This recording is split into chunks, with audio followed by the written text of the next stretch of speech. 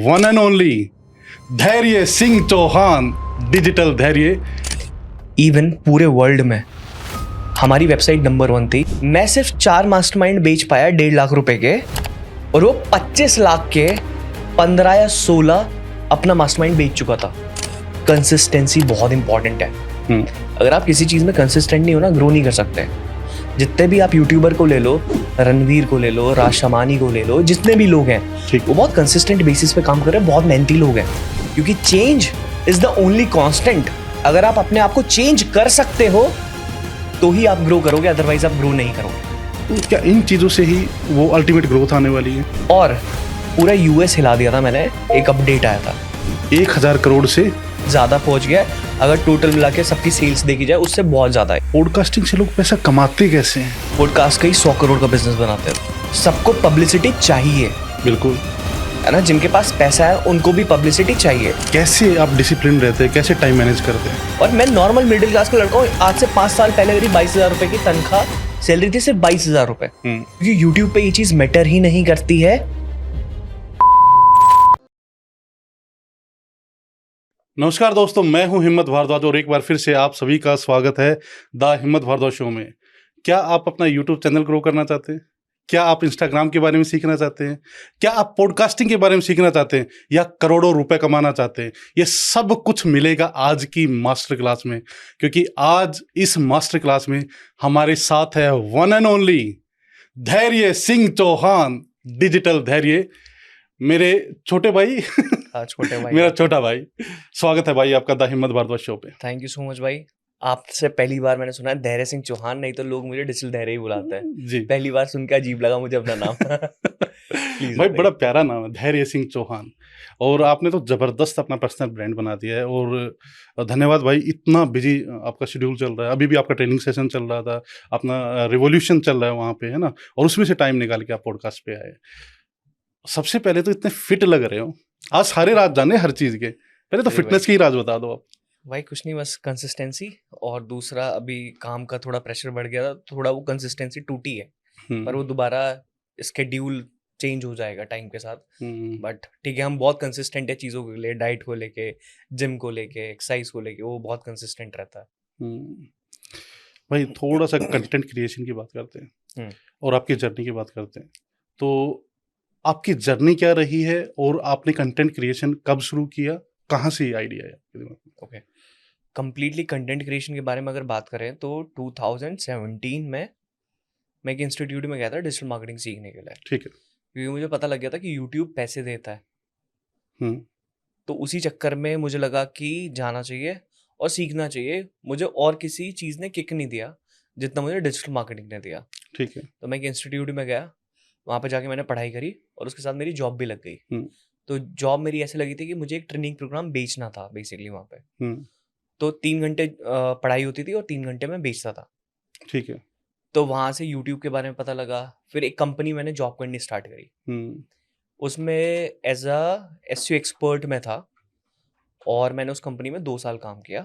ठीक है। जितने बड़े बड़े ऑथर्स हैं, रवीश कुमार, रस्किन बॉन्ड, ईस्टर्न कीरे, तो इनके साथ मैंने काम करा और जाना कि एक्चुअली में ये कैसे अपने आप को ब्रांड बना पाए और इनकी बुक पब्लिशिंग हाउस जो है ये कैसे अपने आप को प्रमोट करते हैं बुक्स के थ्रू। तो उस टाइम पे क्या था कि यूट्यूब का जिसका शुरू से था, तो ऐसे ना मैं घर जाता था मेट्रो में, तो ऐसे फ़ोन लेके जाता था कि यार आप इस इंस्टीट्यूट से डिजिटल मार्केटिंग कर सकते हो, मैंने यहाँ से गया, आपको ऐसे मैंने आपके स्टार्टिंग के वीडियोस भी देखे, बिल्कुल स्टार्टिंग के। अच्छा, जब आप जॉब करते थे ना, जॉब की आपने 1-2 वीडियोस वो भी डाली हुई हैं। हाँ, मेरे यूट्यूब पे जो सबसे पहली वीडियो अभी पड़ी हुई है ना, वो जॉब जिस दिन आखिरी दिन क्विट कर रहा था, तो वो वाली मैंने देखी हुई है। अच्छा, सो मैं से वीडियो बनाता हुआ जाता था, लोगों को बताते हुए कि यार देखो ये इंस्टीट्यूट है, यहाँ से सीखोगे ये चीज़ हो जाएगा। तो लोगों को ना बहुत अच्छा लगने लगा, जेन्युइन लगने लगा, क्योंकि मैं जेन्युइन ही बता रहा था। बिल्कुल सही बात है। तो लोगों ने मेरे से पूछना स्टार्ट कर दिया कहाँ करें, क्या करें। तो फिर मैंने बताना स्टार्ट कर दिया कमेंट में, यहाँ से कर सकते हो, ये बेस्ट है, ये बेस्ट है। क्योंकि ऑनलाइन पे इतना इम्पैक्ट नहीं आएगा जितना ऑफलाइन आप सीख पाओगे, क्वेश्चन पूछ पाओगे। तो लोगों को ना वो जेन्युइनली पसंद आने लगा, जो जेन्युइन चीज़ें मैं बोल रहा था वो पसंद आने लगा। उसके बाद एक इंस्टीट्यूट मेरे पास आया, उसने बोला कि आप एक आर्टिकल लिख सकते हो क्या हमारे बारे में। और अच्छा खासा था, ब्रांड का नाम नहीं लेंगे यहाँ पे, तो चलो ले लेते हैं, डिजिटल विद्या। ठीक है। ठीक है। तो उनका हमारे पास आया, अप्रोच किया उन्होंने कि क्या आप आर्टिकल लिख सकते हो? तो मैंने कहा कितना? मतलब उन्होंने खुद बोला कि हम 20,000 आपको दे देंगे। मैंने कहा फक! पैसा भी मिलता है आर्टिकल लिखने का? हम्म। तो ये तो पहली बार ही पता लगा है। मैंने कहा इतनी तो मेरी पूरे महीने की तनख्वाह है और एक आर्टिकल लिख दूंगा 20,000 रुपए मिल जाएंगे। उस दिन से मेरी जर्नी स्टार्ट हो गई माइंडसेट एंटरप्रेन्योर चेंज की। हो गया। माइंडसेट चेंज हो गया, एंटरप्रेन्योर की जर्नी स्टार्ट हो गई। एक किक मिल जाता ना कि यहाँ से पैसा आ गया थोड़ा सा, तो इसमें कुछ किया जा सकता है। ट्रू। जिसकी पूरे महीने की तनख्वाह 22,000 रुपए है और उसको एकदम से कोई कहते कि ले एक दिन में आर्टिकल लिखना है, तो ये 20,000 रुपए मिल जाएंगे, तो माइंड शिफ्ट तो हो ही जाएगा ना। बिल्कुल सही बात है। तो उस दिन के बाद से मैंने कंपनी में देखा, ऑब्जर्व करा, क्या चीज सीख सकता हूँ, क्या कर सकता हूँ। वहां पे मैंने बहुत कुछ सीखा। इवन पूरे वर्ल्ड में हमारी वेबसाइट नंबर 1 थी। कैसे आपको बताता हूँ, ऑन पर्सनल ब्रांडिंग। हमारी वेबसाइट का बाउंस रेट है 11%, क्या जो बात कि है।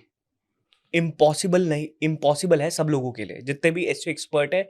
इवन जो भी ब्रांड है, मैं 11% बोल रहा हूँ, उनके कान खड़े हो जाएंगे। वो हमारा ना पॉडकास्ट है एक, एसईओ एक्सपर्ट के साथ किया था और मैंने वहां पे स्क्रीनशॉट भी दिखाया। मैंने भी देखा वो। तो मतलब वो बहुत बड़ी चीज है। 1,30,000 ट्रैफिक आ रहा है एक महीने के अंदर और वहां पे बाउंस रेट 11% होना, तो मतलब कोई भी मानेगा ही नहीं। हम्म। हमारे पास प्रूफ थे तो हमने वहां डाल दिया, तो ऐसे लोग मान जाएंगे फिर। तो वहां से हमें उस एसईओ के बारे में मैंने सीखने को पड़ा, सीखने को मिल गया मुझे। तो मैंने एसईओ पे बहुत प्रैक्टिसेस करी वहां पे। फिर लगा कि यार कंपनी का ना बहुत मुनाफा हो रहा है। मतलब दिख रहा था कि 10 लाख रुपए एसईओ के थ्रू ये पहुंच रहे हैं हर महीने, क्योंकि बड़े बड़े ऑथर्स थे। एसईओ बहुत अच्छा था क्योंकि मेरी प्रैक्टिस उसमें बहुत थी। तो मैंने कहा यार अपना एक बार ट्राई करके देखते हैं। मैंने मम्मी को कॉल लगाया, मम्मी मैं ना घर आ रहा हूँ यार, मुझे बताओ कि आना चाहिए, क्या करूँ, समझ नहीं आ रहा, जॉब छोड़ू नहीं हो। मेरे पापा ने बोला साले कुत्ते वाली जिंदगी हो जाएगी, मूंगफली वाली दुकान, मूंगफली की दुकान खोलेगा तो कुछ होगा नहीं, ठीक है, यही लाइफ होती है, आपको करना पड़ेगा जॉब। तो मैंने मम्मी को बोला कि मम्मी 1 साल सिर्फ वो ही करना है, बस 1 साल, 1 साल दे दो। 1 साल दे दो बस। ठीक है। और बीच में एक मेंटोर मिले, उन्होंने बोला धैर्य वीडियोस बनाओ, बस वीडियोस बनाओ। तो हम्म। 8 महीने रूम में लॉक कर अपने आप को, 100 के इंस्टाग्राम पे, 100 के यूट्यूब पे कर देते हैं। उसके बाद यूट्यूब से थोड़ा थोड़ा आना स्टार्ट हो गया। पर यूट्यूब पे भी मुझे किक नहीं मिली, एक्चुअली पता लग गया कि यूट्यूब इतना पैसा नहीं देगा। तो उसके बाद मैंने अपना एजेंसी स्टार्ट कर ली थी। तो इस तरीके से मेरी जर्नी स्टार्ट हो गई। भाई आपने यूट्यूब पे धमाकेदार काम किया और कुछ टाइम के अंदर अंदर तो अब लगभग 8 लाख के आसपास सब्सक्राइबर है। करेक्ट। और बहुत सारे लोग यूट्यूब पे अपना चैनल बनाते हैं, दिन रात मेहनत कर रहे हैं, कई सालों से लगे पड़े हैं। कुछ 3 से 4 ऐसी टिप जिनसे वो अपना यूट्यूब चैनल आपकी तरह ग्रो कर सकते हैं। तो आपने 4 चीजें मुझे बताने के लिए बोली। मैं इसको 4 ना लेके पूरा कॉन्सेप्ट क्लियर कर देता हूँ। ठीक है, सबसे पहला, यूट्यूब पे जो सबसे इंपॉर्टेंट है कि आप कितने जेन्युइन हो और लोग आपसे कैसे कनेक्ट करते हैं। ठीक है। अब कनेक्शन का आपको बात बताता हूँ। आज हमारा मास्टरमाइंड चल रहा था, तो जितने भी कंसल्टेंट थे या कोचेस, कंसल्टेंट, एजेंसी ओनर आए हुए थे, उनका सबसे बड़ा डाउट था यार हमारे फॉलोअर्स तो है ही नहीं दे रहे, हमसे कोई क्यों खरीदेगा। सही बात है। मेरा एक दोस्त है ब्रायन मोनकाडा, उसके यूट्यूब चैनल पे 16,000 सब्सक्राइबर हैं, उसके 200-300 व्यूज आते हैं। और हम दोनों ने अपना मास्टरमाइंड लॉन्च किया। मैं सिर्फ 4 मास्टरमाइंड बेच पाया 1.5 लाख रुपए के, और वो 25 लाख के 15 या 16 अपना मास्टरमाइंड बेच चुका था। कैसे? सबसे बड़ा सवाल आता है कैसे? और मेरी जनता उससे बहुत ज्यादा, 50 गुना, 60 गुना, 70 गुना ज्यादा उससे। जनता आपके पास ज्यादा है, मेरे पास ज्यादा है, लेकिन मैं कन्वर्ट नहीं कर पाया। वो कन्वर्ट कैसे कर पाया? क्योंकि यूट्यूब पे ये चीज मैटर ही नहीं करती है कि आपके कितने फॉलोअर, सब्सक्राइबर है। एक वीडियो पे 100 के आ रहे हैं तो दूसरी पे 2000 भी आ सकते हैं, ये बात पक्की है। ऑडियंस को क्या पसंद आ रहा है, ऑडियंस किस चीज से रिलेट कर रही है। तो मैंने बताया कि जब मैं ऐसे वीडियो बना के डालता था, ऑफिस से घर जाते हैं कि ये इंस्टीट्यूट बढ़िया है, ये इंस्टीट्यूट बढ़िया है, तो जेन्युइन, और मैं लोगों के साथ एक रिलेशन बिल्ड कर रहा था, क्योंकि मैं हर एक कमेंट का रिप्लाई भी करता था। तो वो एक जेन्युइन रिलेशनशिप बनता गया लोगों के साथ। ठीक है। पहली चीज तो ये पहली चीज हो गई कि आपको बहुत जेन्युइन रहना पड़ेगा। आप ध्यान से सुनिएगा ये सारी बातें। दूसरा, कंसिस्टेंसी बहुत इंपॉर्टेंट है। अगर आप किसी चीज में कंसिस्टेंट नहीं हो ना, ग्रो नहीं कर सकते। जितने भी आप यूट्यूबर को ले लो, रणवीर को ले लो, राज शमानी को ले लो, जितने भी लोग हैं वो बहुत कंसिस्टेंट बेसिस पे काम कर रहे हैं, बहुत मेहनती लोग हैं। इवन आजकल बहुत सारे पॉडकास्ट आ चुके हैं, प्रखर का हो गया, और भी काफी सारे लोग हैं, बहुत सारे है ना, बहुत सारे लोग हैं। ये बहुत कंसिस्टेंट है अपने काम को लेकर, तभी ग्रो कर रहे हैं। और मैंने ऐसे यूट्यूबर्स भी देखे जिन्होंने मेरे साथ स्टार्ट किया था, जिनका मैं पॉडकास्ट करता था, उनके उस टाइम पे 1 लाख सब्सक्राइबर थे, आज भी उनके 1 लाख सब्सक्राइबर है। पता क्यों? क्योंकि change is the only constant. अगर आप अपने आप को चेंज कर सकते हो तो ही आप ग्रो करोगे, अदरवाइज आप ग्रो नहीं करोगे। उनके आज भी कैमरा वैसी है, कैमरे की क्वालिटी वैसी है, ऑडियो की क्वालिटी वैसी है, 3rd क्लास शूट चल रहा है, अभी भी वही है। तो इसलिए आप कभी ग्रो नहीं करने वाले। तो ये 3 चीजें ही बोलूंगा। चौथी चीज कुछ इंपॉर्टेंट नहीं है, वो कंटेंट आ जाता है कि आपकी कंटेंट को कैसे इंप्रोवाइज करोगे, आपकी ऑडियो की क्वालिटी कैसी है। अब ये ऑडियो कौन एडिट करेगा मुझे नहीं पता। ऑडियो के ऊपर ऑडियो इंजीनियरिंग होती है कंप्लीटली। मैंने अपनी टीम को कोर्स कराया हुआ है कि आप ऑडियो कैसे क्लियर कर सकते हो, वीडियो को और बेहतर कैसे बना सकते हो, पिक्चराइजेशन कैसे कर सकते हो। तो हमारा खुद का प्रोडक्शन है और उसमें हमने स्पेशलाइज लोगों को ही हायर करा हुआ है। तो अगर आप समझोगे ना, आपकी वीडियो की क्वालिटी थोड़ी शेकी चल सकती है, लेकिन अगर आपकी ऑडियो की क्वालिटी खराब है तो लोग आपका पॉडकास्ट नहीं देखेंगे। सिंपल। बिल्कुल सही बात है।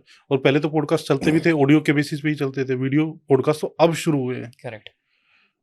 तो क्या इन चीजों से ही वो अल्टीमेट ग्रोथ आने वाली है जो अभी आपने बताया? 100%। अगर आप कंसिस्टेंट हो, हाँ, चेंज कर रहे हो, आपकी क्वालिटी बेटर है एंड आप टाइम के साथ इवॉल्व हो रहे हो, तो डेफिनेटली। अब मैं आपको एक एग्जांपल बताता हूँ। मोस्टली लोगों ने, अगर आपके चैनल पे मुझे पहचाना या नहीं भी पहचाना हो तो मैं बता देता हूँ। अरे सब पहचानते हैं आपको, बहुत लोग नहीं जानते होंगे। सो इंस्टाग्राम के थ्रू लोगों ने मुझे जानना स्टार्ट किया था। अब समझना कि इंस्टाग्राम पे मोस्टली ऑडियंस ने मुझे कैसे जानना स्टार्ट किया। आपको कंटेंट भी कैसे बनाना है, जो आपको पसंद है वो कंटेंट नहीं बनाना, जो ऑडियंस को पसंद है वो कंटेंट बनाना है। अब मैं इसमें फर्क बता देता हूँ। एक कंटेंट, जब मैंने अपनी जर्नी स्टार्ट की थी, लोग देखते थे जॉब कर रहा है, जॉब के साथ ये चीजें बता रहा है, तो लोगों ने मेरे साथ एक कनेक्शन बिल्ड कर लिया। जब मैंने वो कनेक्शन बिल्ड कर लिया, उसके बाद गलती से एक वीडियो बना दी, how to increase followers on Instagram. Boom, 1 million views उस टाइम पे। तो मुझे ये पता लग गया जो मैं कंटेंट क्रिएट कर रहा हूँ, तो क्रिएट कर रहा हूँ, वो जेन्युइन है बहुत। लेकिन जैसी मैंने करा, ये लोगों की नीड थी, लोगों की डिमांड थी। तो जैसे ही मैंने वो चीज क्रिएट करी, मेरे पास व्यूज आने स्टार्ट हो गए और मुझे पता लग गया एक्चुअली में क्या हो रहा है। और पूरा यूएस हिला दिया था मैंने। एक अपडेट आया था। अब इंस्टाग्राम पे ना एक आया था, अगर आप एसईओ लिख लोगे अपने आगे, या एसईओ कोई भी टर्म हो गया, जो भी आप जिस चीज में स्पेशलाइज हो, ठीक है, जैसे एसईओ प्रिंस हो गया, तो अगर आप सर्च कर रहे हैं एसईओ, तो सबसे ऊपर आपकी प्रोफाइल आएगी। और ये अपडेट मैंने बता दिया क्योंकि मैं करके देख रहा था और गलती से मेरे से हो गया। और मैंने जैसे ही अपडेट बताया, तो पूरे एशिया में लोगों ने अपनी प्रोफाइल चेंज करनी स्टार्ट कर दी। उस वीडियो पे 2 मिलियन व्यूज पहुंच गए। क्या बात है। तो इंस्टाग्राम को तुरंत अपडेट आया कि एशिया में इतने एरिया में सब लोग वो चेंज कर रहे हैं अपना। तो पूरा यूएस हिल गया था कि इतने सारे अपडेट आने स्टार्ट हो गए थे। हर किसी चीज के अंदर ना लूप होल होता है। सही बात और है। जितना आप उसके अंदर डीप जाते चले जाओगे ना, आपको उसकी खामियां पता लगती रहेंगी और उस खामियों को आप बता के व्यूज लेके आ सकते हो। मतलब जो लूप होल्स हैं बेसिकली। तो किसी भी चीज को करो तो पकड़ लो, निचोड़ दो और डीप घुस जाओ उसके अंदर, कितना डीप। तो व्यूज बनाना आसान है, पैसे बनाना आसान है, सब कुछ चीज करना आसान है, लेकिन उस चीज पे कोर फोकस आपका होना चाहिए। तो यूट्यूब के तो आपने सीक्रेट्स बता दिए भाई। आप कई साल से इंस्टाग्राम पे भी काम कर रहे हैं और खासकर मेरी टीम में, क्योंकि अभी हमने इंस्टाग्राम पे काम करना शुरू किया है, तो जब उन्होंने पता चला कि डीडी भाई आ रहे हैं, तो बोले उनसे ना आप यूट्यूब के साथ में इंस्टाग्राम के सीक्रेट्स भी जरूर पूछना। वो 3 से 4 कौन से सीक्रेट्स होंगे जिनसे हम अपना इंस्टाग्राम भी ग्रो कर सकते हैं? श्योर भाई, इससे अच्छी एडवाइस आपको बताता हूँ। ठीक है। क्योंकि एक होता है रेवोल्यूशन टू एवोल्यूशन। इसका मतलब क्या है कि आप जो भी कंटेंट क्रिएट कर रहे हो उससे रेवोल्यूशन आप लेके आ रहे हो, लेकिन अगर आप उसको इवॉल्व नहीं करोगे तो आप ग्रो नहीं करोगे। पहले मेरा कंटेंट हुआ करता था कि जो मैं रेगुलर जाता था इधर उधर, फिर इंस्टाग्राम के ऊपर आया, इंस्टाग्राम से फिर मैं हाई टिकट पाया, फिर मैं जर्नलाइज पॉडकास्ट पाया और अब मैं मास्टरमाइंड पाया हूँ। ठीक है, तो टाइम के साथ इवॉल्व हो रहा है। फॉर एग्जाम्पल, इंस्टाग्राम वाले लोग मुझे देख रहे हैं और मैंने उनको बता दिया कि फॉलोअर्स कैसे ग्रो रहे, वो दोबारा अगर मैं इसके ऊपर वीडियो बनाऊंगा तो आके नहीं देखेंगे, क्योंकि वो इवॉल्व हो गए और वो सीख गए। तो वो मेरे सब्सक्राइबर डेड हो जाएंगे। अगर मेरे सब्सक्राइबर 8 लाख हैं तो हर वीडियो पे 8 लाख व्यूज नहीं आने वाले, नहीं आते। क्योंकि वो उन्होंने अगर मुझे एक बार देख लिया वो चीज करते, वो दोबारा सेम कंटेंट को नहीं देखेंगे। मैं मैच्योर हो रहा हूँ, मेरी नॉलेज मैच्योर हो रही है, मेरी एज बड़ी हो रही है, मेरे बाल सफेद हो रहे हैं, तो मतलब मेरे अंदर भी मैच्योरिटी आ रही है, तो मेरा कंटेंट भी इवॉल्व हो रहा है। बिल्कुल सही बात है। तो अगर आप चेंज नहीं करोगे तो आपके फॉलोअर सब्सक्राइबर नहीं बढ़ेंगे। अब थोड़ा टारगेटिंग के बारे में बात करते हैं कि आपका प्रोडक्ट क्या है। See, Instagram currently is not good for brand. आपको बता देता क्यों। मैं यूट्यूब रिकमेंड करता हूँ कि सबको यूट्यूब पे काम करना। आज हम ना इवेंट में थे, तो मैं कस्टमर साइकिल पूछ रहा था कि आप मेरे ट्रेनिंग प्रोग्राम में कैसे आए। तो उन्होंने बोला यूट्यूब पे देखा, ऐड देखने के बाद ऐसे ऐसे ऐसे ऐसे ऐसे आए। तो बहुत क्लियर हो गया, 90% लोगों ने मुझे यूट्यूब पे डिस्कवर करा था जी। इंस्टाग्राम पे कोई नहीं। आप खुद सोचो कि आप सुबह वॉशरूम में गए, फोन स्क्रॉल चल रहा है, होता है मोस्टली लोगों के साथ। आपको ध्यान है आज कितनी रील देखी आपने? बिल्कुल भी नहीं। कौन सी रील देखी आपने? बिल्कुल भी नहीं। अगर यूट्यूब पे 10 मिनट की वीडियो देखी हो तो याद रहता? बिल्कुल याद रहता है। तो इम्पैक्ट क्या डालता है? यूट्यूब डालता है। यूट्यूब डालता है। तो इंस्टाग्राम पे कुछ भी करते रहो, भीड़ का हिस्सा बन के खो जाओगे। यूट्यूब पे नहीं ना, इंस्टाग्राम पे बहुत सारे ऐसे लोग हैं जिनके मिलियन फॉलोअर्स हैं, कोई नहीं जानता उन्हें। कोई नहीं जानता। यूट्यूब पे अगर 1 मिलियन फॉलोअर हैं तो बहुत बड़ी बात होती है। मेहनत है ना उसमें, और हर कोई इतनी मेहनत नहीं कर सकता। इंस्टाग्राम पे बस नाच लिया, थोड़ा सा गा दिया। लेकिन ये बोला जाता है ना कि इंस्टाग्राम पे ग्रोथ बहुत जल्दी मिल जाती है। क्या करोगे उस ग्रोथ का जो इम्पैक्ट नहीं डालेगी? बिल्कुल आपको एक और चीज बताता हूँ, देखो इंस्टाग्राम पे ना पहले मेरी ऑडियंस थी जो, अगर फॉर एग्जांपल मेरा एक प्रोडक्ट है 2000 का। अब यहाँ माइंडसेट बहुत इंपॉर्टेंट है। आपकी ऑडियंस कैसी है? क्या आपकी ऑडियंस अपनी जेब में से निकाल के 2000 रुपए दे सकती है? ये चीज पूछना पड़ेगा अपने आप से। तो हमने एक प्रोडक्ट निकाला, जिस तरीके से हमारा प्रोडक्ट था इंस्टाग्राम के ऊपर हम बताते थे। तो इंस्टाग्राम की जो ऑडियंस थी ना, वो कहती 2000 पे सर EMI कर दो। मैंने fuck what I am doing यार, 2000 रुपए EMI, 2000 की EMI कर दो। इतने ईमेल आते थे हमारे पास जी, और कोई नहीं खरीदा सर, हमारे पास पैसे की कमी है। तो इसका मतलब मैं गलत डायरेक्शन पे था। मैं इंस्टाग्राम के बारे में भी बता रहा था ना, तो भी मैं गलत डायरेक्शन में था। लेकिन अब हमारा 12 लाख का प्रोडक्ट भी खरीदते हैं लोग, 1.5 लाख का भी प्रोडक्ट खरीदते हैं, क्योंकि मैंने दिमाग लगा के चीजें चेंज करी। मैंने उन लोगों को टारगेट करा जिनकी जेब में पैसा है, जिनका बाइंग इंटेंट है और जिनकी बाइंग कैपेसिटी है। अगर आप ये सोशल मीडिया तो बिलियनियर भी चला रहे हैं, मिलियनियर भी चला रहे हैं, बिल्कुल सही बात लेकिन है। उन तक पहुंचना बड़ी इंपॉर्टेंट चीज है कि आप उनको टारगेट कैसे कर रहे हो। तो कंटेंट क्रिएशन अब नॉर्मल कंटेंट क्रिएशन नहीं रहा है। अगर आप नॉर्मल कंटेंट क्रिएशन कर रहे हो तो आप पैसा नहीं बना सकते। बिल्कुल सही बात। आपको हर चीज की टारगेटिंग देखनी पड़ेगी। आपका प्रोडक्ट क्या है, आप कंटेंट क्या बना रहे हो, आप किसको टारगेट कर रहे हो, एंड पॉइंट क्या है, स्टार्टिंग पॉइंट क्या है, वो सारी चीजें देखनी बहुत ज्यादा जरूरी है। किस एज ग्रुप को टारगेट कर रहे हो। अब मैं बच्चों को टारगेट नहीं करता। इंस्टाग्राम का कंटेंट होता था 18 से 24 साल के बच्चों के लिए। आप किसको टारगेट करते हो? अब हम करते हैं 25 से लेके 35-40। ये मेरा वो एवरेज बन चुका है। इस पे सबसे ज्यादा व्यूज आते हैं। अब बच्चे नहीं देखते हमारा कंटेंट, पहले बच्चे देखते थे। जो बच्चे होते हैं उनके पास कॉलेज जाते, स्कूल जाते, पैसा नहीं होता। अब जो इस एज के हैं 24 से लेके 45 तक, इनके पास पैसा भी है, एक ग्रो भी करना चाहते हैं, कैपेसिटी है इनकी, सब कुछ है।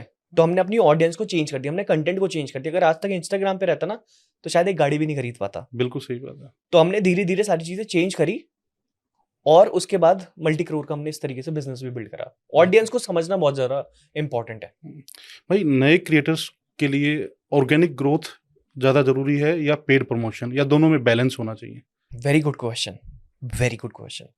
सी, मैं एंटरप्रेन्योर हूँ, अब मैं क्रिएटर नहीं रहा।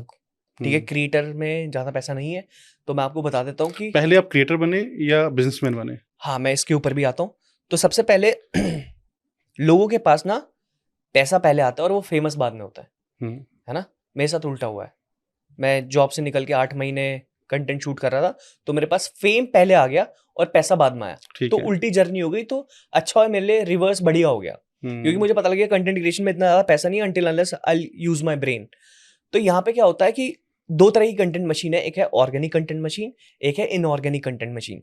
जो ऑर्गेनिक कंटेंट मशीन है ना, वहां पे आपको बिल्कुल नहीं बेचना चाहिए, 1% भी नहीं बेचना चाहिए। अगर आप बेच रहे हो, आपकी ऑडियंस आज 1 लाख है, अगर 1 लाख को आपने बार बार बोला कि खरीदो खरीदो खरीदो मेरा प्रोडक्ट खरीदो, वो एग्जॉस्ट होगी, उसने देख लिया, वो दोबारा आपके वो ट्रस्ट नहीं करेगी। तो जितनी फ्री में वैल्यू दे सकते हो, फ्री में दे दो। उनको लगेगा कितना अच्छा इंसान है, चीजें सिखा रहा है, जेन्युइनली ट्रस्ट करता है। और जितने भी क्रिएटर देखोगे, अंकित वारिगो को अभी कभी आप बेचते हुए नहीं देखोगे, कभी नहीं, कभी नहीं। रणबीर को नहीं देखोगे, राशवानी को नहीं देखोगे, प्रखर को नहीं देखोगे, कोई नहीं। उनके बैकएंड में प्रोडक्ट नहीं है, 100% है, सबके बैकएंड में प्रोडक्ट है। तो यहाँ पे ऑर्गेनिक में ना कुछ मत बेचो, सिर्फ ट्रस्ट, अथॉरिटी, ये सारी चीजें बिल्ड करो। और जो आपका पेड कंटेंट है उसके थ्रू दबा के बेचो। अगर उनके सामने एक्सीडेंटली आ गया तो आपका कॉस्ट पर एक्विजिशन कम जाएगा। जैसे फॉर एग्जांपल कोई नया क्रिएटर आता है और वो कंप्लीटली एड चलाता है, और उसको कोई नहीं जानता मार्केट में, कोई भी नहीं जानता उसको मार्केट में, और वो एड चला रहा है एक 10 रुपए के प्रोडक्ट के लिए मान लो। तो उसका कॉस्ट पर एक्विजिशन शायद 9 रुपए भी जा सकता है, 11 रुपए भी जा सकता है, 12 भी जा सकता है, उसको कोई जानता नहीं है। लेकिन कंटेंट क्रिएट कर करके मैंने बहुत लोगों को बता दिया कि ये मेरा ब्रांड है और मैं ये सारी चीजें, उनके सामने मेरा अगर ऐड आएगा तो मेरा कॉस्ट पर एक्विजिशन 1 रुपए या 2 रुपए होगा, मेरा मुनाफा किसी भी क्रिएटर से, किसी भी कोच से ज्यादा होगा। तो ये चीज बहुत इंपॉर्टेंट है, लोग कंटेंट मशीन की वैल्यू नहीं समझते हैं। सब्सक्राइबर के बारे में भी आप कुछ पूछ रहे थे शायद। नहीं, कंटेंट मशीन को भी लोग पेड मशीन मानते हैं ना। जैसे कि अंकुर वारिको को मैंने सुना है, वो उनका एड कैंपेन बहुत ज़्यादा स्ट्रॉन्ग है, बहुत ज़बरदस्त ऐड बनाते हैं। लेकिन क्योंकि ऐड क्या होता है, कोई भी कस्टमर आता है सबसे पहले ऐड देखेगा, ऐड बहुत ज़बरदस्त चलाते हैं, बहुत ज़बरदस्त कैंपेन उनका रहता है। उसके बाद उनके चैनल पे आएगा, चैनल पे उन्होंने वैल्यू दे रखी है, वैल्यू देखेगा और फिर उनके कोर्स में इन्वॉल्व हो जाएगा, कन्वर्ट हो जाएगा। हाँ, तो ये ज़बरदस्त, ये जो सिस्टम काम करता है, ये ज़बरदस्त काम करता है। भाई, आपने सोशल मीडिया को अपने बिजनेस में कैसे यूज किया? शुरू से ही मैं डिजिटल मार्केटर था। हाँ। तो साइकोलॉजी समझने में थोड़ा टाइम लग गया। एक्चुअली 5 साल काम करने में ज़्यादा पैसा नहीं बनाया। तो 5 साल में सिर्फ यही फिगर आउट हो रहा था, क्या कंटेंट डाल रहे हैं, ऑडियंस नहीं आ रही है, क्या हो रहा है, समझ नहीं आ रहा। तो मैंने ना एक ट्रेनिंग प्रोग्राम ज्वाइन किया जिसके मैंने 36 लाख रुपीस दिए। 36 लाख दिए मैंने, सैम ओवेंस का था। ठीक है। और मैंने वो मास्टरमाइंड ज्वाइन किया। तो वहां पे ना बहुत बड़े बड़े यूट्यूबर थे जिनके 2 मिलियन, 4 मिलियन, 5 मिलियन सब्सक्राइबर थे। और मैंने देखा इंडिया के जितने भी सारे बड़े कोचेज हैं उनके स्टूडेंट ही हैं। अब तो वो इंडस्ट्री छोड़ चुके हैं क्योंकि skool.com जो है उसके फाउंडर हैं वो। ठीक है। सो बेसिकली जब मैंने वो मास्टरमाइंड ज्वाइन किया तो उन्होंने, क्रिएटर्स ने हमें बताया कि क्या सीक्रेट रहता है, कैसे ग्रो करना है, क्या क्या सारी चीजें हैं। एक मिनट, आपका क्वेश्चन क्या था? सॉरी, मैं दिमाग में कहीं स्लिप हो गया, कहीं और निकल गया। भाई, मैं आपसे ये पूछना चाहता हूँ कि सोशल मीडिया को आपने कैसे अपने बिजनेस में यूज किया? अच्छा, ओके, गॉट इट। सो उन्होंने मुझे बताया कि लो टिकट जब प्रोडक्ट आप बनाते हो या जैसे भी आप ऑडियंस को टारगेट करते हो, जो पहले मैं कर रहा था वो नहीं करना था क्योंकि उनकी बाइंग कैपेसिटी नहीं थी। मैं कंटेंट ही ऐसा डिजाइन कर रहा था जिनकी बाइंग कैपेसिटी होगी और बाइंग इंटेंट होगा। उस कंटेंट को डिलीवर करना, लोगों की मोस्टली प्रॉब्लम सॉल्व करनी है। एक मेरा जो 12 लाख का कंटेंट है ना, और जो लोग ग्रो कर रहे हैं, मैं उसको ऐसे ही बता देता हूँ कि भाई ये कर लो। जो अभी हमारा मास्टरमाइंड चल रहा है 9 घंटे में बता के आ रहा हूँ, उसमें मैंने अपने बैकएंड का भी कंटेंट बता दिया। जितना ज्यादा आप लोगों को सिखाओगे, फ्री में वैल्यू दोगे, वो आपके साथ कनेक्ट करने की कोशिश करेगा ही करेगा। वो कनेक्ट करेगा ही करेगा, आपके साथ पर्सनली काम भी करेगा। So this is something which is very important. जितना आपके पास है दे दो, सब कुछ दे दो, सब कुछ दे दो, ये मैंने देखा वो है, आएगा ही आपके बिल्कुल पास। ये जो 3 दिन के ट्रेनिंग प्रोग्राम हो रहा है, क्योंकि मैंने भी इस ट्रेनिंग प्रोग्राम को ज्वाइन किया है, और जितनी वैल्यू आप दे रहे हैं, मतलब पूरे दिन भर के जो वैल्यू दे रहे हैं ना, वो जबरदस्त है, वो जबरदस्त है। मतलब ये वैल्यू लाखों रुपए देकर भी नहीं मिल सकती, है ना? एक और चीज है, थोड़ा सा डिफरेंस हमने कर दिया है। मोस्टली कोचेस होते हैं, ट्रेनिंग होता है, हमने वो चेंज कर दिया। हमें देना ही नहीं है क्योंकि लोग कोर्स को देखते हैं एज अ मूवी, देख लिया और कुछ काम नहीं करा। अब जो 1.5 लाख में आ रहा है, जो 12 लाख रुपए में भी आ रहा है, उसके लिए गेम है एक बहुत तगड़ा। ये गेम है कि वो एक्शन लेगा, और एक्शन लेगा तो वो सक्सेसफुल होगा। मोस्टली लोगों को रिजल्ट तब नहीं मिलता है तब वो एक्शन नहीं लेते हैं। तो हम डंडा कर देते हैं अपने क्लाइंट के एक्चुअली में, कि वो आया, हम उसको पूरा ट्रेनिंग देते हैं, हम बस 1 वीक का कंसल्टेशन देते हैं, फ्रेमवर्क देते हैं उनको। ठीक है। वो कंप्लीट करेगा तो आगे का बताएंगे, अदरवाइज नहीं बताएंगे, नमस्ते। अगर वो करके लेके आ गया तो अगला वीक 2 का कंसल्टेशन मिलता है, वीक 3 का मिलता है। इसलिए सक्सेस स्टोरी और सक्सेस रेट भी इंक्रीज हो गया क्योंकि हम जबरदस्ती डंडा करके काम करवा रहे हैं, हम उनकी परफॉर्मेंस इंक्रीज करा रहे हैं। तो कोचिंग और ट्रेनिंग फील्ड से मैं कब का हट चुका हूँ, 2 साल हो चुके हैं अब तक कंप्लीटली। तो सोशल मीडिया को आपने बिजनेस में बहुत जबरदस्त तरीके से इन्वॉल्व किया है। अब इस सोशल मीडिया को यूज करके आप अपने बिजनेस को कहाँ तक ले जा सकते हैं? क्या विजन है आपका? Very good question. रणवीर का 100 करोड़ से ऊपर पहुंच गया है। पहुंच गया? हाँ, पहुंच गया। उसने पॉडकास्ट में ही बोला था, थिंक स्कूल आई गेस, कहीं तो सुना था मैंने, और पहुंच गया, काफी पहले पहुंच गया। अभी थोड़ा कंट्रोवर्सी हुई है बेचारे के साथ, थोड़ा उभरने में टाइम ज्यादा हो गई है ना? कोई नहीं, हो जाएगा, ये होता रहता है, ठीक है, इस इंडस्ट्री में। 100 करोड़ मेरा भी टारगेट है। अगर आप देखोगे मेरे इंस्टाग्राम पे पहली पोस्ट है, उसको मैंने पिन किया हुआ है और उस पर 100 करोड़ लिखा हुआ है। अब वो खाली कंटेंट क्रिएशन से नहीं होगा, दैट इज फॉर श्योर। मैं खाली कंटेंट क्रिएटर नहीं हूँ, अब मैं बिजनेसमैन भी हूँ। तो हमारे SaaS बेस्ड चीजें बिल्ड हो रही हैं, सॉफ्टवेयर बिल्ड हो रहा है, प्लस हम मल्टीपल कोचेस बना रहे हैं जिनका मार्केट बहुत बड़ा है। तो I am the mastermind behind them. India के जितने भी बड़े बड़े कोचेस हैं जितने आप स्टेज पे देखते हो, एडवर्टीजमेंट देखते हो, दे आर माई क्लाइंट्स। क्या बात है। उनको सारा मैं बता रहा हूँ किस तरीके से करना है, ब्रांड को किस तरीके से स्केल करना है, ग्रो करना है, तो सारा बैकएंड मास्टरमाइंड हमारा है जो भी उनको कंसल्टिंग जाती है। तो 100 करोड़ में से कितना टारगेट अचीव कर लिया है? मैं एक्चुअली बताऊँ, मेरे क्लाइंट का टोटल मिला के 1000 करोड़ से ज्यादा का पहुंच गया है। क्या बात, वाह, अमेजिंग। 1000 करोड़ से ज्यादा पहुंच गया है। अगर टोटल मिला के सबकी सेल्स देखी जाए उससे बहुत ज्यादा है, 1000 करोड़ से तो बहुत ज्यादा है। क्या बात है भाई। एक चीज और आज के दिन ट्रेंड कर रही है जबरदस्त, और उस पे आप जबरदस्त काम कर रहे हैं, वो है पॉडकास्टिंग। जी। है ना? तो किसी को अगर पॉडकास्टिंग शुरू करनी है तो वो कैसे शुरू कर सकता है, और उसको कितना बजट लगेगा ये शुरू करने में? पॉडकास्टिंग करने के लिए ना बहुत सारी चीजें हैं, मतलब एक चीज नहीं होती। जो हमारा बजट है वो 10 लाख में हमने स्टार्ट किया था, बढ़ते बढ़ते वो 50 लाख का सेटअप आपका जा सकता है 10 से। ठीक है, हम सारी चीजें अपनी टीम को ही ट्रेन करते हैं और उसमें बहुत सारे पार्ट आ जाते हैं। ऑडियो इंजीनियरिंग आ जाता है, वीडियो आ जाता है, कैमरा चलाना आ जाता है, फिर एडिटिंग का पार्ट आ जाता है, फिर स्क्रिप्टिंग का पार्ट आ जाता है। वैसे स्क्रिप्टिंग मैं नहीं करता, मैं बहुत ऑर्गेनिक पॉडकास्ट करता हूँ, इसके लिए भी कोई स्क्रिप्ट नहीं थी, आए शूट लाइट चली चालू कर दिया, बिल्कुल है सही ना। बात है। सो अब इसमें ना बहुत काम होता है पॉडकास्टिंग करने के लिए, तो इसकी स्ट्रैटेजीज भी हैं। अब मैं यहाँ पे स्ट्रैटेजी बता दूं कि जैसे ही हमारा पॉडकास्ट लाइव होता है तो हमारी 11:30 बजे तक टीजर चलता है, मतलब वो चलता है, प्रीमियर चलता है, और उसी के साथ हम ब्लास्ट स्ट्रैटेजी इस्तेमाल करते हैं। क्या है वो ब्लास्ट स्ट्रेटजी? चलो बता देते हैं। सबके पॉडकास्ट चलेंगे जिनके 10 सब्सक्राइबर भी हैं, वो भी मिलियन व्यूज लेके आ सकते हैं। क्या बात है। यूट्यूब का सबसे बड़ा एल्गोरिदम क्या है कि जितना देर आपका पॉडकास्ट लोग कंज्यूम करेंगे, देखेंगे, उतना यूट्यूब आपको प्रमोट करेगा। ब्राउजर फीचर के थ्रू आपके ज्यादा व्यूज आएंगे, सीटीआर रेट ज्यादा जाएगा, वॉच टाइम ज्यादा बढ़ेगा, तो यूट्यूब खुद ही प्रमोट करेगा, पुश करेगा। आपने देख लिया वो ये चीज। हनुमान जी वाला पॉडकास्ट क्यों चला, मैंने आपका देखा, क्योंकि वो एक ब्रांड का फेस था और उसमें कंटेंट ऐसा सुनने वाला था, तो इसलिए यूट्यूब ने उसको खुद पुश किया। अगर आप उसका एवरेज टाइम देखोगे, बहुत सारे पॉडकास्ट से ज्यादा ही होगा उसका, बिल्कुल सही बात है, एंगेजमेंट में। अब यहाँ पे एक तो हमें ये चीज देखनी है कि सामने वाले को चाहिए, हमें क्या पसंद है उससे कोई लेना देना नहीं है, सामने वाले को क्या चीज चाहिए। अब YouTube पे जितनी देर आप लोगों को रोक के रखोगे, किसी का भी प्लेटफॉर्म में YouTube पैसे कैसे बनाता है, ऐड के थ्रू। ऐड कब होगे, जब आप देखोगे YouTube पे रिटेन रहोगे, मल्टीपल ऐड देखोगे, तो YouTube पैसे बनाएगा और क्रिएटर पैसे बनाएगा। बिल्कुल सही बात है।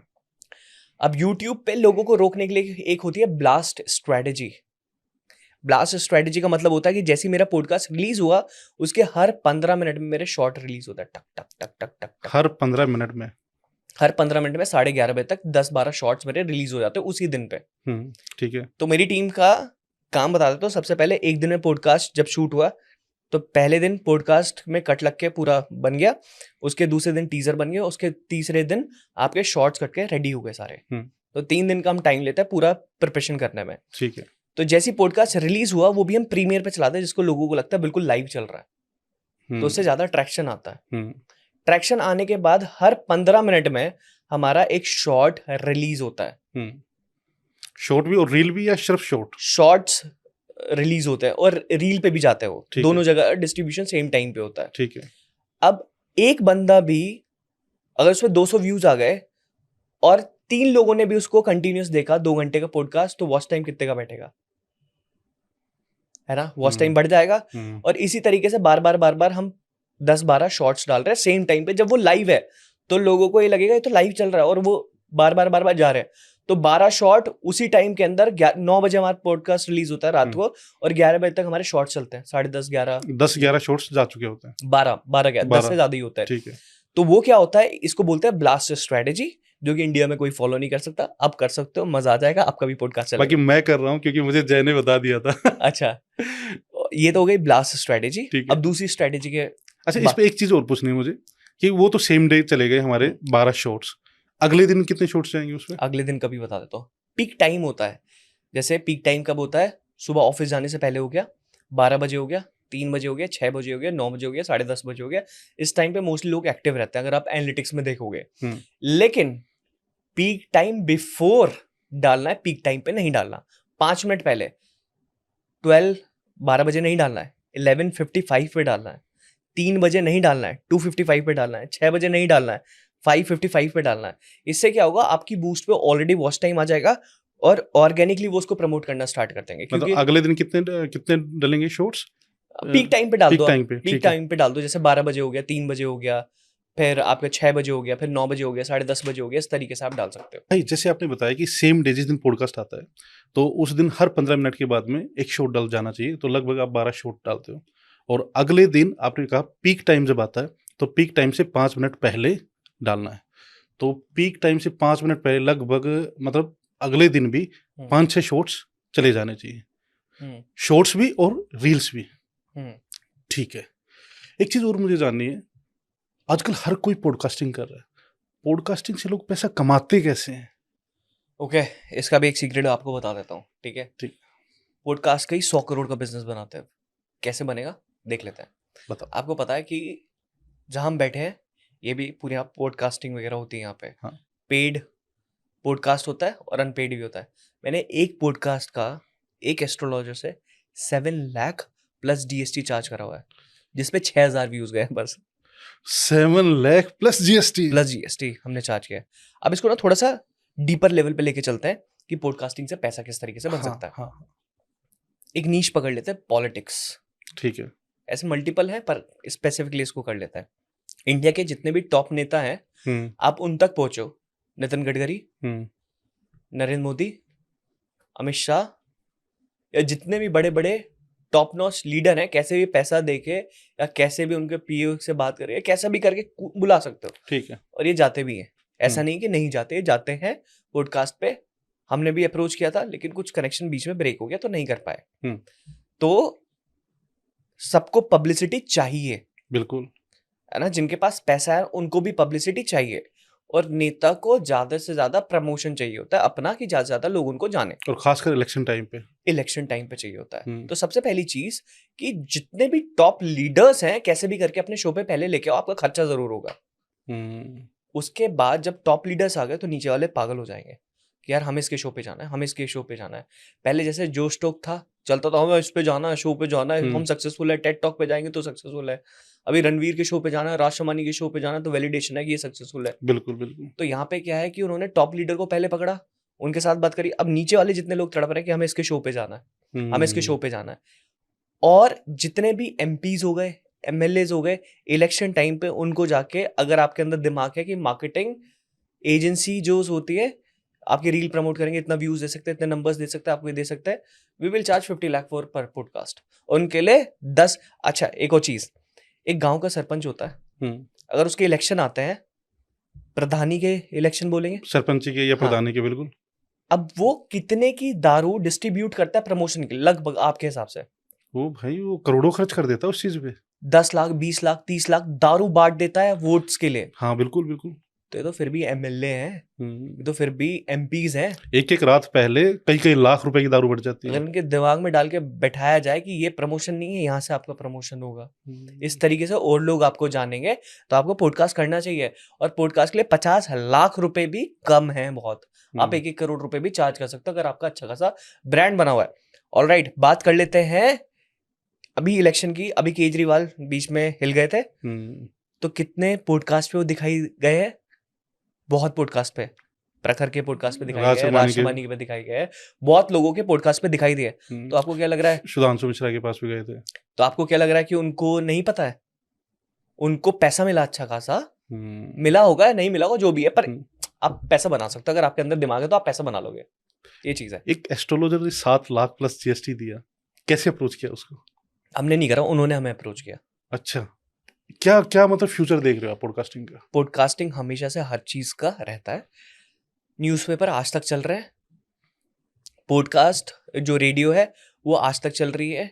इट जस्ट लाइक कि पॉडकास्ट जो है ना हमेशा चलेगा। इंटरव्यू बहुत पहले से चलते हुए आ रहे हैं, सही बात है, और आगे भी चलेंगे। शायद आगे टेक्नोलॉजी चेंज हो जाएगी, शायद AR VR लगा लेंगे, जो लोग घर पे बैठे हुए उनको लगेगा कि वो हमारे साथ ही बैठ के हमारी कन्वर्सेशन को सुन रहे हैं। That's it. आप, मैंने बताया ना, रेवोल्यूशन टू एवोल्यूशन की साइड बढ़ना पड़ता है। Change is the only constant. आपको हमेशा टेक्नोलॉजी के साथ चेंज करना पड़ेगा, तभी आप मार्केट में टिके रह सकते हो। अदरवाइज बहुत लोग हैं, बहुत ऑप्शन है। भाई आप एक साथ बहुत सारी चीजें कर रहे हैं, है ना? आप रेवोल्यूशन, मास्टरमाइंड, पॉडकास्टिंग और भी बहुत सारी चीजें कर रहे हैं।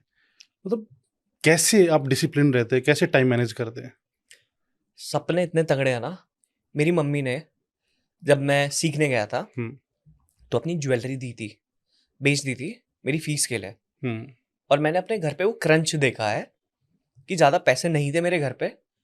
और शुरू से जो बचपन से मैंने सपने देखे, मेरी माँ ने ना मुझे हमेशा एक चीज़ सिखाई है, तू सबसे बेस्ट है, हम्म। तू अकेला सब कुछ हैंडल कर सकता है, पूरी दुनिया को हैंडल कर सकता है, तू बेस्ट है। उन्होंने आइंस्टाइन की तरह बड़ा करा है मुझे, तेरे लिए कुछ भी ऐसी चीज़ नहीं है जो पॉसिबल है ही नहीं। और मुझे आज समझ में आता है मेरी माँ ने मुझे क्या सिखाया। हम्म। तो मुझे ऐसा लगता है मेरे लिए कुछ भी इम्पॉसिबल है ही नहीं। खुद पे ट्रस्ट करना सिखा दिया। बिलीव करना सिखा दिया खुद पे। और हम्म। अब आप मुझे दुनिया का कितना भी कठिन मॉडल दे दो, आप मुझे बोलोगे एलन मस्क के साथ बैठ के रॉकेट बनाना है, आप पढ़ाई लगेगी ना, बुक पता है, सारे स्टेप पता है कि कैसे बनेगा, आपका बना एटीट्यूड सकता हूँ। रहता है ऐसा तोड़ने फोड़ने वाला। हाँ, तो मैं बहुत एग्रेसिव हूँ। हम्म। सी मैं ना जैसे विराट कोहली क्रिकेट बहुत अच्छा खेलता है, वो बेस्ट है अपने फील्ड में, ऐसे ही I am a best sales person, क्योंकि मैं बहुत प्रैक्टिस करता हूँ। आई एम नॉट अ गुरु, मैं किसी का कोई गुरु नहीं बन सकता, मैं कोई गुरु हुई नहीं, लेकिन मैं बहुत बहुत प्रैक्टिस करता हूँ और एक्सट्रीम लेवल की प्रैक्टिस करता हूँ। तो उसकी वजह से मुझे बहुत सारी चीजें पता है। इस डिसिप्लिन से आपको क्या क्या बेनिफिट हुआ? बैंक अकाउंट में रिफ्लेक्शन देखा, और काफी अच्छा रिफ्लेक्शन देखा। पहले पैसे नहीं थे चीजें करने के, और अब आप मेरे घर भी आए हो, बिल्कुल आया हूँ। मैंने पेंट हाउस हाँ। खरीदा, मैंने रोलेक्स भी खरीदी। और मैं नॉर्मल मिडिल क्लास का लड़का हूँ। आज से 5 साल पहले मेरी 22,000 रुपए की तनख्वाह, सैलरी थी सिर्फ 22,000 रुपए। मेरी 16 लाख की घड़ी है बिल्कुल है, मैंने भी मेरा देखी है। पेंट हाउस है, हाँ 1 करोड़ से ज्यादा का है वो। बिल्कुल बिल्कुल। और मेरा जो ऊपर ऑफिस है वो भी है। तो मतलब मैं अपनी फैमिली के साथ, मेरे एज अ मिडिल क्लास मेरी लाइफ में बहुत चेंज आया है, एंड मैं उससे सेटिस्फाइड नहीं हूँ। मैं अभी भी वो देखता हूँ लैम्बोर्गिनी, वो अचीव नहीं करा है, वो आज भी चाहिए, लैम्बोर्गिनी चाहिए, फरारी चाहिए, प्राइवेट जेट चाहिए, वो आज भी चाहिए। वो भूख अभी भी है, जब तक होगा नहीं ना शांत नहीं होगी। वो देखेंगे उसके बाद कहाँ जाना फिर। मैनिफेस्टेशन पे आएंगे, क्योंकि मैंने आपका विजन बोर्ड भी देखा है। उससे पहले एक सवाल है, जी। मतलब आपने अपने लिए जो विभिन्न जो इनकम सोर्सेज हैं वो कैसे विकसित किए, क्या क्या है आपके इनकम सोर्सेज? मेरा मेन जो है ना वो कंसल्टिंग ही है। अच्छा। मेन कंसल्टिंग है, मेरे 2 कंसल्टेशन है। एक हमारा रहता है फ्रंट एंड कंसल्टेशन जो 1.5 लाख का है, जिसमें हम हेल्प करते हैं कोचेस, कंसल्टेंट, एजेंसी ओनर को उनके बिजनेस को स्केल करने के लिए। कोर्स नहीं है, ट्रेनिंग नहीं है, प्योरली कंसल्टिंग है। ठीक हाथ है। पकड़ के हैंड होल्डिंग, कैसे आप अपने बिजनेस को आगे ग्रो कर सकते हैं। क्योंकि मैं वो चीज अपने लिए प्रैक्टिस कर रहा हूँ, और जो चीज मैं सीख रहा हूँ बस मैं उनको वही चीज बताता हूँ। मल्टीपल स्ट्रेटेजीज इस चक्कर में बन गई हैं, जो कि इंडस्ट्री में बहुत अच्छा काम कर रही है। इसलिए इंडिया के जितने भी टॉप कोचेज हैं, they all are my clients. एक मेरा 12 लाख का कंसल्टेशन है, जिसमें साल में मैं 3 बार या 4 बार मिलता हूँ। ठीक है। तो उसमें सिर्फ 1.5 में मेरी टीम डिलीवर करती है, मैं डिलीवर नहीं करता। उसमें मेरा पूरा फ्रेमवर्क दिया हुआ है, वो इम्प्लीमेंट करवाता है। 12 लाख के अंदर जो मेरी टीम है वो भी कंसल्टेशन देती है, और इवन मैं पूरा फ्रेमवर्क बना के देता हूँ कंपनीज को, किस तरीके से आपको स्केल करना है। तो ये मेरे अर्निंग सोर्स है। इवन यूट्यूब भी अच्छा खासा दे देता है, बट यूट्यूब पे फोकस नहीं है। और इसके अलावा एफिलिएट इनकम हो गई, एफिलिएट के अलावा और छोटी मोटी जगह से आ जाता है, मुझे याद नहीं है, जो मेन है वही है। पॉडकास्टिंग से भी अच्छा आ रहा है। पॉडकास्टिंग से भी अच्छा आ जाता है। मैं आपको एक स्क्रीनशॉट दे दूंगा यूट्यूब का। 3 महीने का कलेक्शन हमारा 10 लाख का है यूट्यूब का। तो यूट्यूब ठीक ठाक देता, पर ये हमारे लिए कुछ भी नहीं है, टू बी वेरी ऑनेस्ट। सही बात है। स्क्रीनशॉट आप लगा देना चाहे तो। ठीक है। मैं जब स्टूडियो में आया था, जब हमारा पॉडकास्ट हुआ था, जहाँ मैं एज ए गेस्ट था, मैंने आपका विजन बोर्ड देखा था, और आप बहुत ज़्यादा बात करते हैं मैनिफेस्टेशन के बारे में, लॉ ऑफ अट्रैक्शन के बारे में। तो लॉ ऑफ अट्रैक्शन आपके लिए कैसे काम किया है? ओके भाई, मैं ना शायद मैनिफेस्टेशन वाले कोच गुस्सा हो सकते हैं, बहुत लोग गुस्सा हो सकते हैं चीज़ से, क्योंकि टाइम के साथ ना मैं चेंज हुआ हूँ, इवॉल्व हुआ हूँ। तो मैंने ऑफिस में ना पहले मैनिफेस्टेशन लिखा हुआ था, और खाली सोचने से कोई अमीर नहीं बनता है। सोचो आप ऐसा कर सकते हो, सोचो आप वैसा कर सकते हो। मैंने उसमें कट लगा दिया है मैनिफेस्टेशन पे, और मैंने लिख दिया इम्प्लीमेंटेशन। अगर आप काम करोगे तो आप वहां तक पहुंचोगे, और स्पीड से फेल होना स्टार्ट कर दो तो मैनिफेस्टेशन होता होगा। मैं भी सोचता हूँ, पहले वो चीज सोच में ही आती है। जैसे मैंने सोचा प्राइवेट जेट मुझे खरीदना है, या मुझे रोलेक्स खरीदनी है, वो पहले मेरी सोच में ही आई कि मुझे करना है। लेकिन उसके लिए पूरा प्लान बनाना पड़ेगा और काम करना पड़ेगा। और लोगों के साथ सबसे बड़ी गलती ये है कि वो मैनिफेस्ट करता है। और जितने भी कोचेज है ना, उनको 2-3 तो चार्टे लगा देने चाहिए, क्योंकि वो कहते हैं सोचो और पैसा बनाओ, सोचो और पैसा बनाओ। और काम करने के लिए नहीं बोलते हैं, डायरी में लिखो ऐसा हो जाएगा, डायरी में लिखो ये टेक्निक वो टेक्निक। कोई 555 टेक्निक बताता है, कोई 369 टेक्निक बताता है, कुछ नहीं होता। अगर तुम ये लिखते रहो ऐसे पैसा थोड़ी आ जाएगा, तुम्हें काम भी तो करना पड़ेगा उसके लिए। अगर तुम काम नहीं करोगे, सिर्फ सोचोगे और लिखोगे, तो कुछ नहीं होता। सबकॉन्शियस माइंड और कॉन्शियस माइंड के बारे में बात करेंगे। उसको एक्टिव करना पड़ता है, काम करना पड़ता है, एक्टिव नहीं करना पड़ता उसको, उसके लिए काम करना आपको। सेम अगर छोटा सा एग्जांपल मैं लूँ भाई, जैसे मैंने नेशनल और वर्ल्ड रिकॉर्ड बनाए, तो ठीक है कि मैंने सोचा कि भाई मैं नेशनल रिकॉर्ड बनाना चाहता हूँ, लेकिन जब मैंने सोचा तो उसके लिए मेहनत भी तो की। तो उस टाइम पे एक फिनोमिना हम बोलते थे उसको, लेटेंट लर्निंग, उसकी मैंने बहुत प्रैक्टिस की। वो क्या कहता था, वो कहता था कि सक्सेस के लिए 4 कदम चाहिए। पहला कदम, उस चीज़ को देखो, उस चीज़ को इमेजिन करो, उस चीज़ को विजुअलाइज करो। सेकंड कदम, hard work. Third, hard work. Fourth, hard work. मतलब 3 कदम आपको चलने हैं और 1 कदम आपकी सक्सेस आपकी तरफ आ रही है। तो ये है लेटेंट लर्निंग, और यही लॉ ऑफ अट्रैक्शन है, यही मैनिफेस्टेशन है। अगर आपको कोई भी गोल अचीव करना है, तो जो आपको मिसगाइड किया जा रहा है कि सोचने से पैसा होगा, सोचने से गोल अचीव होगा, धैर्य भाई बैठे हैं, मैं बैठा हूं, सोचने से नहीं होता। हाँ, उसमें एक चीज होती है, एक स्टेप आपने आगे ले लिया, लेकिन 3 स्टेप पीछे भी तो है। आप 3 स्टेप है हार्ड वर्क, मेहनत, वो आपको करनी होगी, तभी आप अपने सपने अचीव कर पाएंगे। और वही बात भाई भी बता रहे हैं। भाई ने अपना विजन बोर्ड बना रखा, सारी चीजें लगा रखी, फोटो लगा रखी, उस चीज को इमेजिन कर रहे हैं, लेकिन मैनिफेस्टेशन की जगह क्या कर रहे हैं, इम्प्लीमेंट कर रहे हैं, और बहुत तेजी से इम्प्लीमेंट कर रहे हैं। बिल्कुल। मेरा एक सवाल, जो मेरा अकेले का नहीं, बहुत सारे जो पॉडकास्ट देखने वाले हैं उनका भी होगा, सोशल मीडिया से पहला 1 लाख रुपए कैसे कमाया जा सकता है? अच्छा, पहला 1 लाख कैसे बनाया जा सकता है? कैसे बनाया जा सकता है? बहुत मेहनत लगती है 1 लाख रुपए के लिए। तो उसके बाद शायद प्रोसेस आसान हो जाएगा, 10 लाख 1 करोड़ वो आसान हो जाएगा, लेकिन पहला 1 लाख बनाना बहुत मुश्किल है जी। कहता है ना, पहले फंडामेंटल नींव रखना बहुत इंपॉर्टेंट है। तो बेसिक चीजें करना बहुत इंपॉर्टेंट है। तो पहले डिसाइड करना है कि करना क्या है, किसके लिए कंटेंट बनाना है, क्यों कंटेंट क्रिएट करना है, और सबसे बड़ी चीज, you need to give reason to your followers that they will follow you. सबसे इम्पॉर्टेंट कि आपको रीजन देना है, आपके फॉलोअर्स आपके फॉलो क्यों करेंगे। जब वो आपको बहुत मात्रा में फॉलो करना स्टार्ट कर देंगे, नंबर बढ़ जाएंगे, तो आप कोई भी अपना प्रोडक्ट सर्विसेज बेच सकते हो। जैसे फॉर एग्जांपल आपका कंटेंट है, इंस्टाग्राम को ले लेते हैं, इंस्टाग्राम से रिलेटेड आप टिप्स ट्रिक्स बता रहे हो, फिर आपने अपना ट्रेनिंग निकाल दिया, ट्रेनिंग या कोई सर्विस निकाल दी कि मैं आपको करके दूंगा, क्रिएटिव्स बनाऊंगा, आपके लिए वीडियो एडिट करूंगा। तो मल्टीपल साधन है, बहुत तरीके से जिससे आप अपने प्रोडक्ट सर्विसेज निकाल सकते हो। उसके थ्रू फिर आपका प्रोडक्ट चल गया, लोगों ने खरीदना स्टार्ट कर दिया, तो फिर स्केल कर सकते हो, आराम से पैसा बन सकता है। मतलब शुरुआत में पहले 1 लाख में थोड़ी सी दिक्कत आएगी, उसके बाद 1 से 10 जाना ज़्यादा प्रॉब्लम नहीं आएगी, 10 से 1 पे जाना ज़्यादा मुश्किल नहीं प्रॉब्लम होता। हाँ, नए क्रिएटर्स के लिए, जो नए क्रिएटर्स हैं, वो मतलब उनके इनकम स्ट्रीम वो क्या क्या बना सकते हैं शुरुआत में, शुरुआती दौर में? क्या क्या स्ट्रीम बना सकते हैं? तो सबसे इम्पॉर्टेंट है आपका कोई सर्विसेज आप लॉन्च कर सकते हो। जैसे मैं वीडियो के बारे में बताता हूँ कि वीडियो को अच्छा कैसे बनाना है, तो मैं वीडियो एडिटिंग के बारे में बात कर सकता हूँ।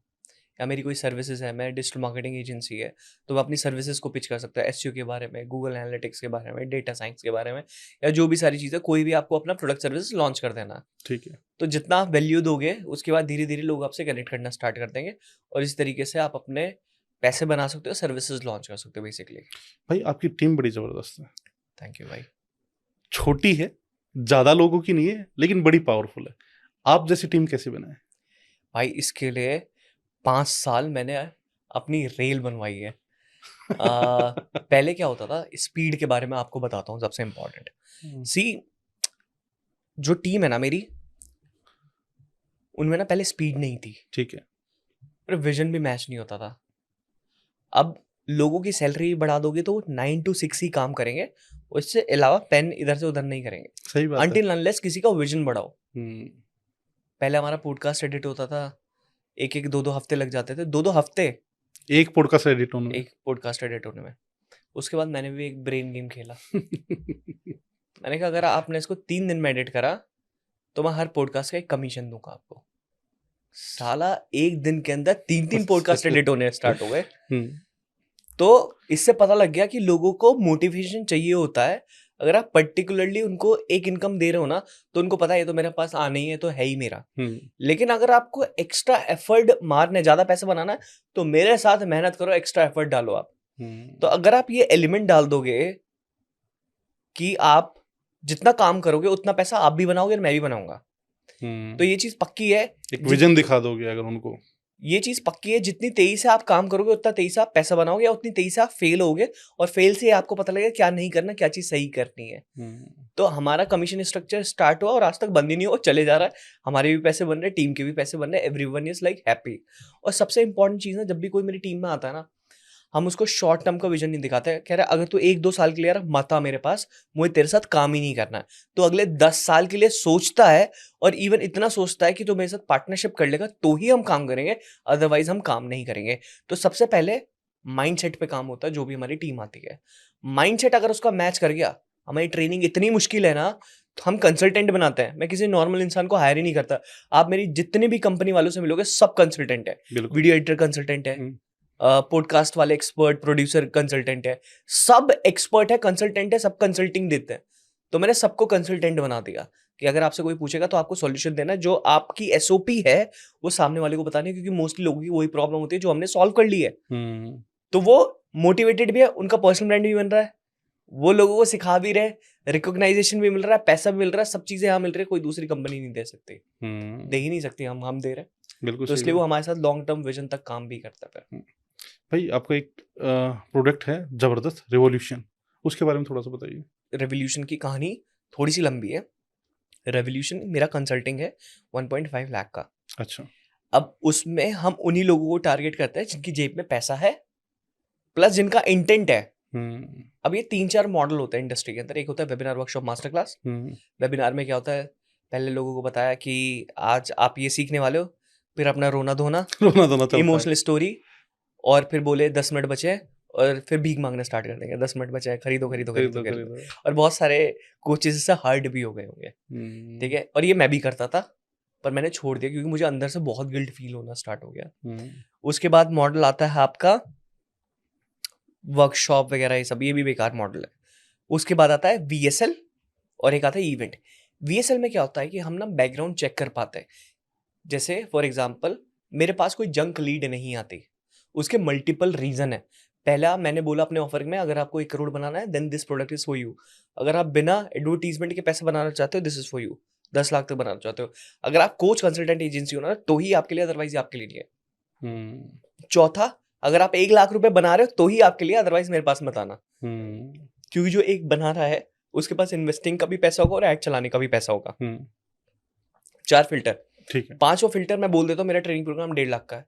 मैं अपफ्रंट बता देता हूँ, मैं घुमा फिरा के लोगों की तरह पीछे नहीं बताता।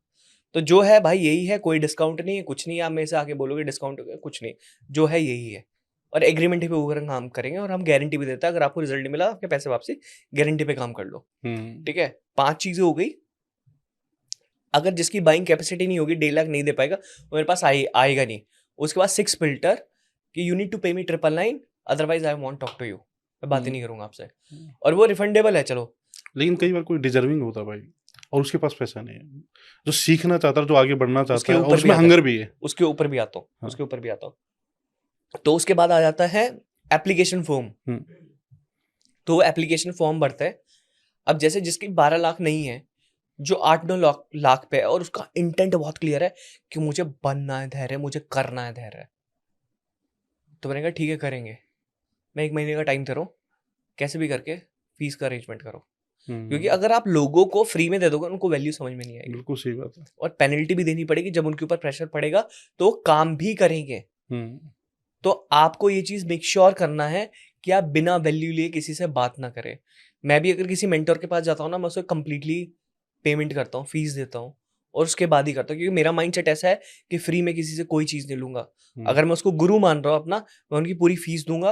और अगर वो मेरे से बोलेंगे छत से नीचे कूदना है, तो 10वें फ्लोर से, तो कूदना है, तो कूदना है, ब्लाइंडली फॉलो करना है। और अगर मैं अपनी लाइफ में 1% भी थोड़ा सा आगे गया हूँ, तो अपने मेंटोर्स की वजह से गया हूँ, क्योंकि मैंने उनकी बात सुनी है कि धैर्य ये चीज करनी है, तो मैं वो चीज करता हूँ, और बहुत डीपली तरीके से करता हूँ। और मुझे डर नहीं है, मैं उनसे सवाल नहीं पूछूंगा वाई, क्यों, ऐसा क्या। आप किनको फॉलो करते हो? मैं सैम हूँ पहले, सबसे पहले अभी आर्यन ने मुझे बताया, जो मेरे वीडियोस के बारे में। वीडियोस बनाओ। फिर वहां से वो सीख के मैं आगे निकला। आगे निकलने के बाद सैम ओवेंस आए। सैम ओवेंस से मैंने बहुत सारी चीजें सीखी। उसके बाद वो रिटायर्ड हो गए इंडस्ट्री से, क्योंकि वो सेस बेस में चले गए। फिलहाल अभी कुछ नहीं, किताबें मेरी मेंटर है। डैन लॉक को भी मानते हो? डैन लॉक को मैंने फॉलो नहीं करा डीपली। अच्छा अच्छा, इसके आगे मास्टरमाइंड भी है। मास्टरमाइंड क्या चीज है? मास्टरमाइंड एक बहुत ब्यूटीफुल चीज है कि हम एक ऐसा ग्रुप बना रहे हैं जो लाइक माइंडेड है, जिनका है 100 करोड़ बनाना है, 10 लाख बनाना है, महीने का इतना बनाना है।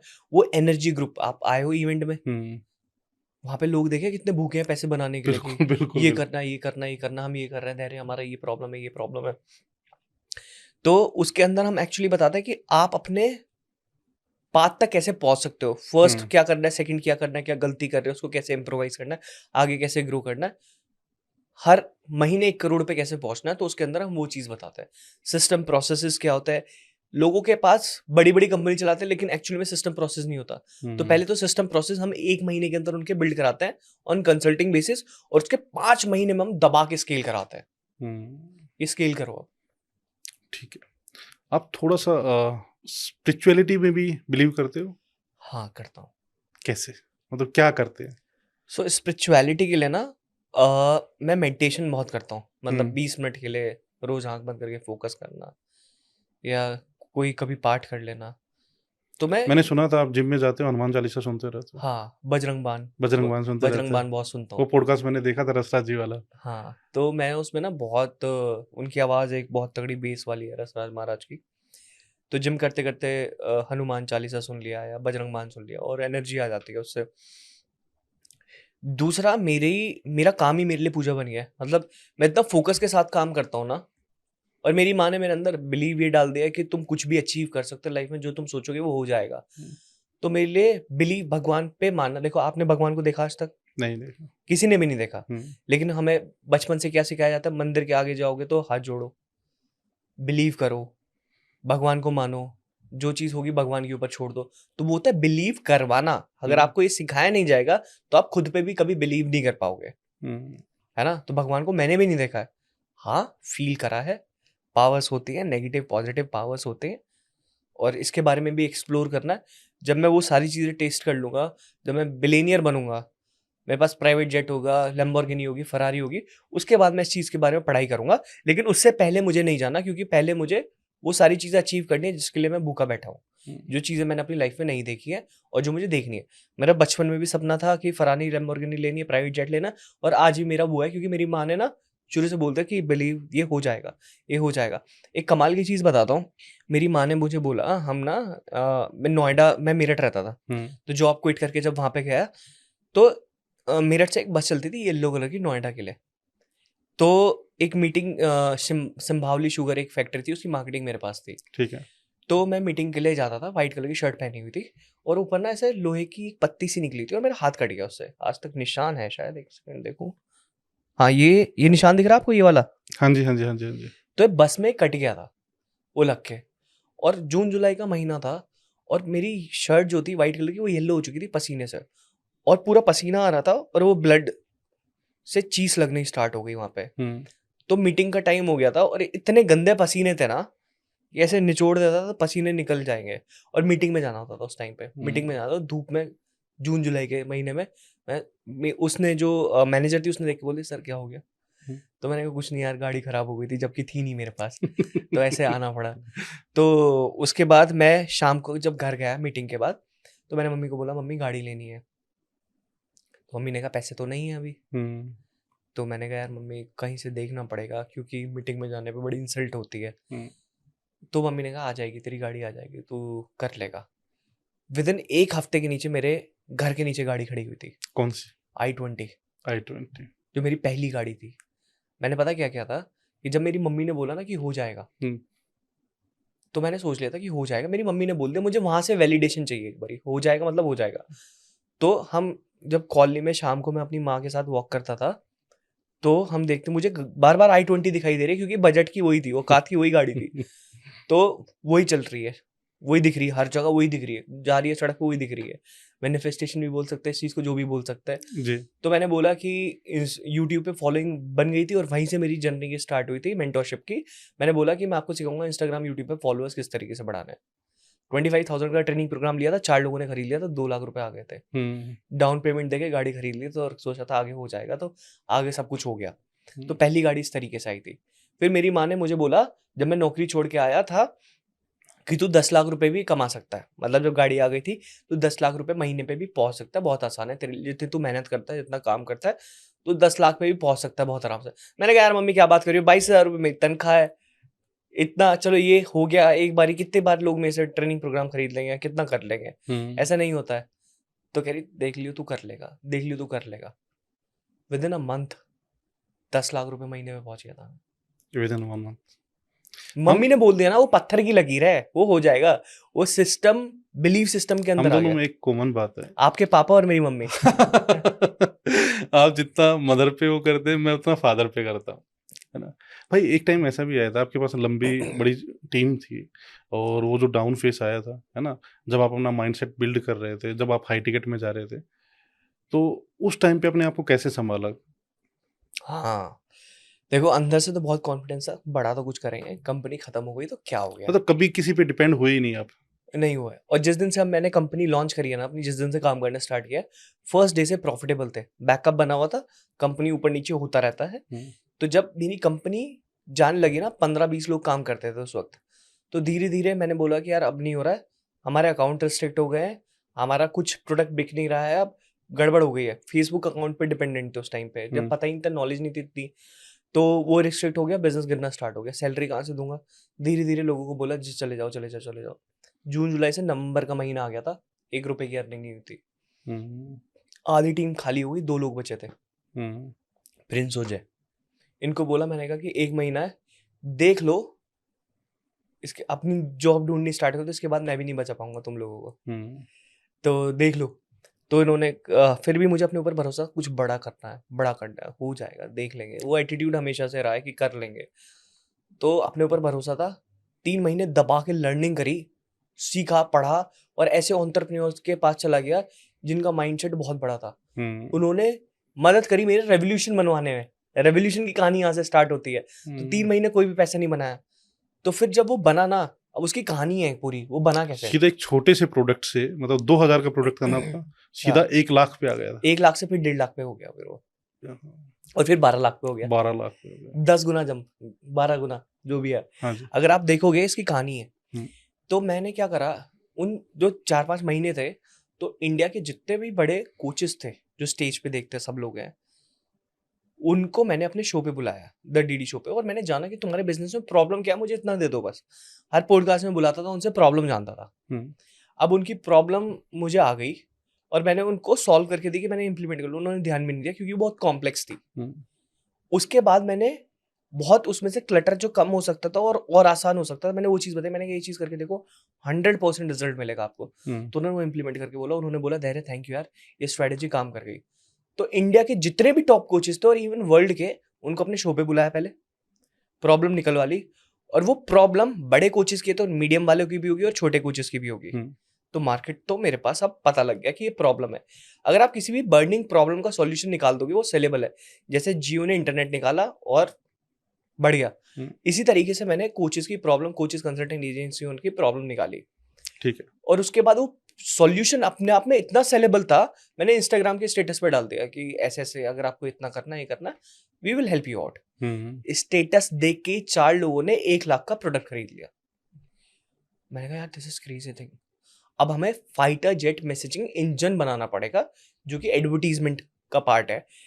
मेटा ऐड हो गया, या यूट्यूब ऐड हो गया, गूगल ऐड हो गया, ठीक है, उसके थ्रू ज्यादा से ज्यादा लोगों को पता चलेगा, और वहां से मुझे बेचने की जरूरत नहीं पड़ी। So what I am doing right now, I am not selling anything, I am just making them by, because of product इतना बढ़िया बन गया, क्योंकि प्रॉब्लम का सॉल्यूशन है। जो लोग तड़प रहे, कंपनी नहीं चला पा रहे, कुछ नहीं कर पा रहे, तो I am not selling, I am again making them by. तो इस तरीके से हमारी एक स्ट्रेटेजी बनी, लेगेसी फ्लाईव्हील मैट्रिक्स, ठीक है, और अभी वो पूरे इंडिया में फेमस है। डेटा का कलेक्शन कैसे करते हैं आप?